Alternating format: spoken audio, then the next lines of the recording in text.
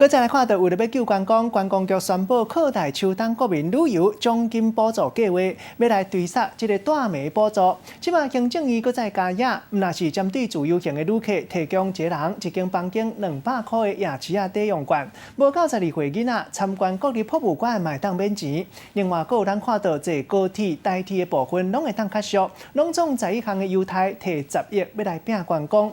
有学者认为讲无啥效，啊若旅游业者嘛认为讲补助消费者，业者可能赚无钱，颠倒爱了。大陆客来台自由行话停，即马要来抢救国内的旅游。观光局发出这个扩大秋冬国内旅游的奖助计划，即马行政院嘛要过来加注第2波的补助。预计伫9月16开始，其中针对这个自由行的旅客，会来提供每一房200块的夜市啊抵用券。有住宿证明的，他会发送。那这个对促进商圈还有夜市，就是所谓庶民经济，是很有效果的。另外，亲像这个大陆客来台湾一定会去的这个故宫，伫个年底进前，若是讲2个人做伙去，就会当享受1个人免钱。政府嘛，佫送出600块的电子礼券。安尼，通互游客通伫70个客家文化重点发展区来消费。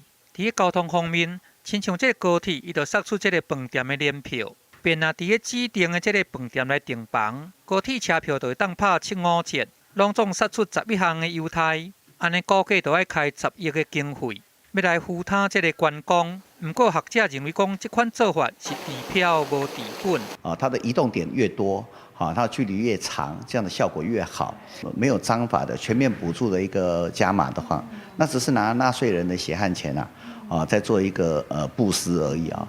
那看卖第2波补助，另外对秋冬旅游的第1波补助方案，自由行的旅客伫个礼拜到拜五，若是较大一枚，一个人会当补助上济2000块。不过安尼嘛有旅行社的这个业者倒单。零所税的一个缴交的问题，并没有把这个该怎么处理理得很清楚。名为补助给旅行社，但是实为呢优惠给参团的旅客。即马刺激国内的旅游，有政府咧补助，旅客会使讲加真济这个安踏。不过对观光业者来讲，恐惊就爱阁有这个配套的措施，就爱甲超测好势，才会当对症来落药。